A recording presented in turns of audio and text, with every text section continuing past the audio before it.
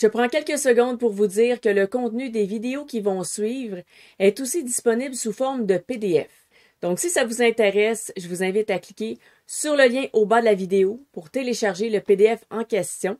Je vous souhaite donc un bon visionnement et une bonne lecture. Dans cette vidéo, nous allons voir le premier chakra de la deuxième série de vidéos et PDF sur le sujet des chakras. Nous sommes dans la série sur l'harmonisation active des chakras. Alors, le tout premier chakra, c'est le chakra racine.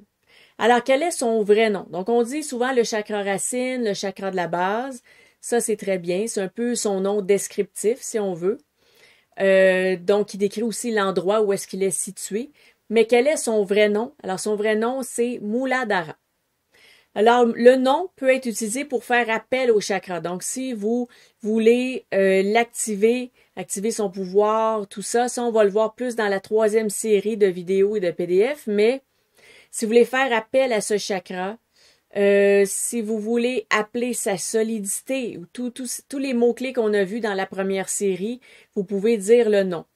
Vous pouvez dire son nom aussi en méditation pour justement aller projeter votre attention sur le chakra en disant son nom, mais aussi aller projeter vos intentions par la même occasion. Le dessin du chakra, alors, c'est vraiment un triangle dans un carré qui est dans un cercle. Les chakras sont toujours dans un cercle parce que c'est des centres d'énergie, c'est des cercles d'énergie. Mais les chakras, en fait, sont représentés d'une manière illustrée sous la forme de fleurs de lotus. Donc, pour cette raison aussi, ils ont des pétales et un nombre de pétales pour chaque chakra. Et celui racine, c'est 4 pétales. Ça, le dessin, vous pouvez justement le dessiner pour travailler sur le chakra en question que vous dessinerez. Vous le faites de la couleur correspondante avec le bon nombre de pétales. Maintenant, l'activation naturelle du chakra racine. Alors, on va voir 4 exemples. Bien sûr, il y en a plein d'autres, mais ce qu'on veut, là, c'est d'aller agir dans la vie de tous les jours, faire quelque chose de concret pour aller travailler sur notre chakra et non pas nécessairement utiliser des méthodes d'énergie. Ça, c'est très bon, c'est très bien, c'est très efficace, mais c'est souvent vu. C'est des notions qu'on a souvent vues, donc je vous propose quelque chose d'un peu différent. Si on veut, tout est valable, bien sûr. Alors, première idée qu'on peut faire pour garder notre chakra racine actif, ça va être d'aller faire du sport. Faire du sport, là, on n'est pas obligé d'aller faire des marathons et des Ironman, là. On s'entend. On n'est pas obligé d'aller dans quelque chose de vraiment intense. Juste bouger. Si vous voulez, au pire, au lieu de dire faire du sport, on pourrait juste dire bouger. Bouger, ça peut juste d'aller faire une balade, là. Prendre une marche dans la ville, se balader. Il y avait une rue passante avant dans mon quartier d'avant, très jolie rue, qui a même été cotée à l'international finalement comme étant une super rue où se balader.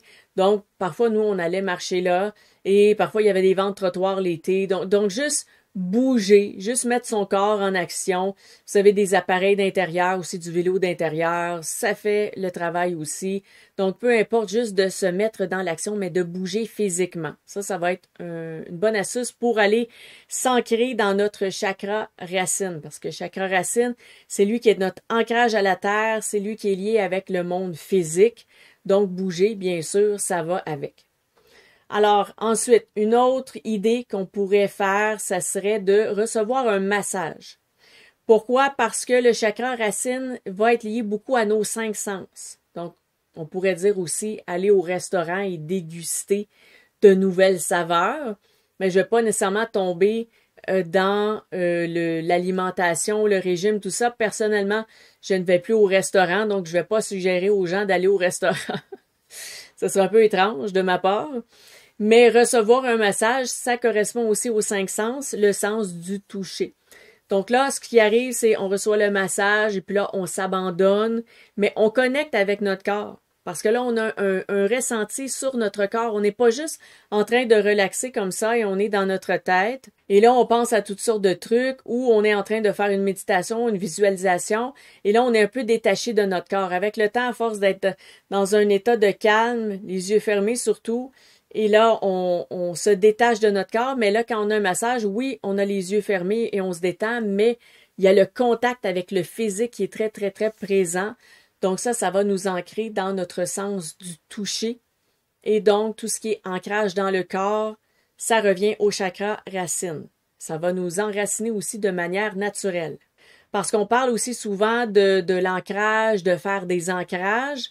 L'ancrage, c'est pas juste énergétique.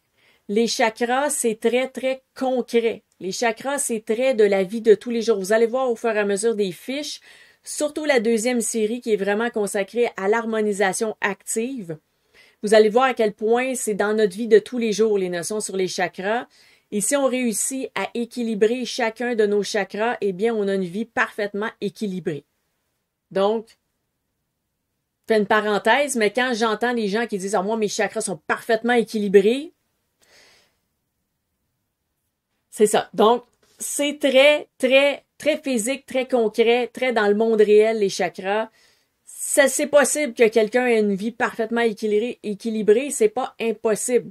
Mais c'est l'ultime but à atteindre quand on travaille avec les chakras. C'est ça, l'ultime but, c'est de s'équilibrer et c'est en équilibrant notre vie dans tous les domaines qu'on va réussir à le faire parce que nous sommes 5 facettes. Le corps, l'émotion, le mental, le psychique et l'énergétique. L'âme, le corps astral, comme vous voulez.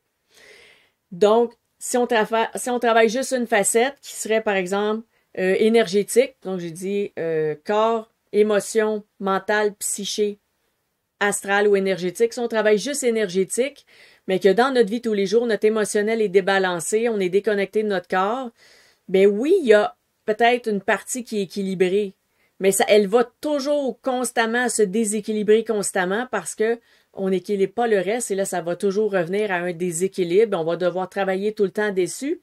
Si on travaille vraiment sur les 5 aspects de nous, eh bien là, on va trouver l'équilibre parfait. Peut-être. Ça reste une utopie, ça reste un but à atteindre, évidemment. Donc, ensuite, la promenade en nature. Bien sûr, encore une fois, on est dans notre corps physique. On bouge, donc on l'a vu avant, bouger, c'est bon.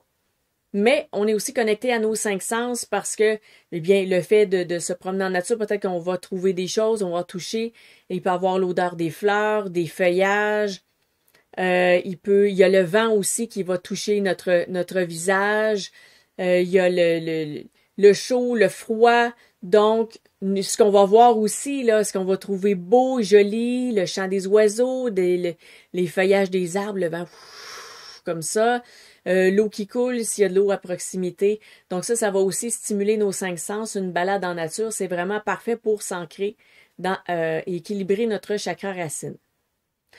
Ensuite, une activité qui vraiment est exactement pile dans le chakra racine, c'est le jardinage. Parce que le jardinage, qu'est-ce qui va arriver? On va avoir les mains dans la terre. La terre, eh bien, justement, c'est la terre-mère. Donc, c'est notre ancrage. L'énergie tellurique, elle est dans la terre. Et en faisant du jardinage, c'est ça, on s'en va vraiment s'ancrer, on s'enracine dans la terre. Donc, ça, c'est une activité qui vraiment, vraiment va permettre de nous enraciner. Là, si on est dans notre tête tout le long, l'exercice se fera pas nécessairement parce que, bien sûr, ça prend toujours une intention. Mais, normalement, la règle générale, faire le jardinage, ça va nous ancrer.